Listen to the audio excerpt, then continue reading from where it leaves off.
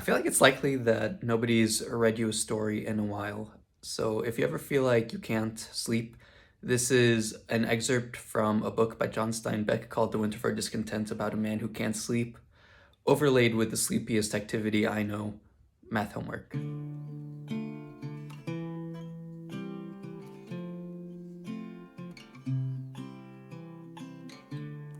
My wife, my Mary, goes to her sleep the way you would close the door of a closet. So many times I have watched her with envy. Her lovely body squirms a moment, as though she fitted herself into a cocoon. She sighs once, and at the end of it, her eyes close, and her lips, untroubled, fall into that wise and remote smile of the ancient Greek gods. She smiles all night in her sleep. Her breath purrs in her throat. Not a snore, a kitten's purr. For a moment, her temperature leaps up so that I can feel the glow of it beside me in the bed, then drops, and she has gone away. I don't know where. She says she does not dream. She must, of course. That simply means her dreams do not trouble her, or trouble her so that she forgets them before awakening. She loves to sleep, and sleep welcomes her. I wish it were so for me. I fight off sleep at the same time, craving it. I've thought the difference might be that my Mary knows she will live forever, that she will step from the living into another life as easily as she slips from sleep to wakefulness.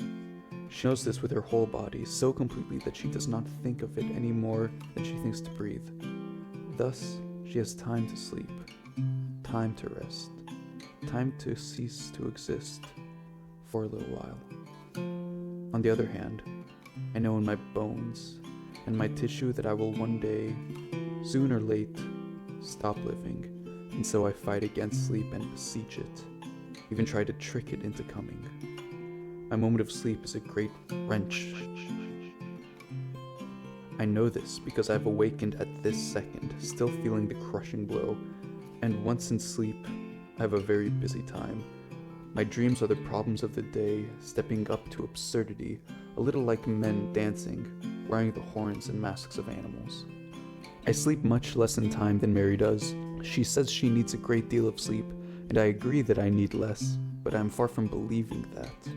There's only so much energy stored in a body, augmented of course by foods. One can use it up quickly, the way some children gobble candy, or unwrap it slowly. There's always a little girl who saves part of her candy, and so has it when the gobblers have long since finished. I think my Mary will live much longer than I. She'll have saved some of her life for later. Come to think of it, most women live longer than men. Good Friday has always troubled me. Even as a child, I was deeply taken for sorrow, not at the agony of the crucifixion, but feeling the blithing loneliness of the crucified. And I have never lost the sorrow, planted by Matthew and read to me in the clipped, tight speech of my New England great-aunt Deborah. Perhaps it was worse this year. We do take the story to ourselves and identify with it. Today, Morello instructed me so that for the first time understood it in the nature of business. Right afterward, I was offered my first bribe. It's an odd thing to say at my age, but I don't remember any other. I must think about Margie Young Hunt. Is she an evil thing? What is her purpose?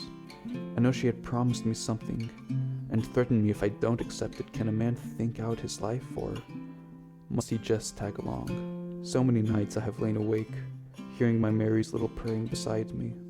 If you stare into the darkness, red stars start swimming in your eyes, and the time is long. Mary so loves her sleep that I have tried to protect her in it, even when the electric itch burned in my skin. She awakens if I leave the bed. It worries her. Because her only experience with sleeplessness has been an illness, she thinks I am not well. This night, I had to get up and out. Her breathing purred gently, and I could see the archaic smile on her mouth. Maybe she dreamed of good fortune, of the money I was about to make. Mary wants to be proud. It is odd how a man believes he can think better in a special place. I have such a place.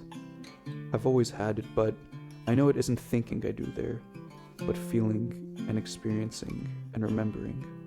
It's a safety place, and everyone must have one, although I never heard a man tell of it. Secret, quiet movement, often awakens a sleeper when a deliberate normal action does not. Also, I am convinced that sleeping minds wander into the thoughts of other people.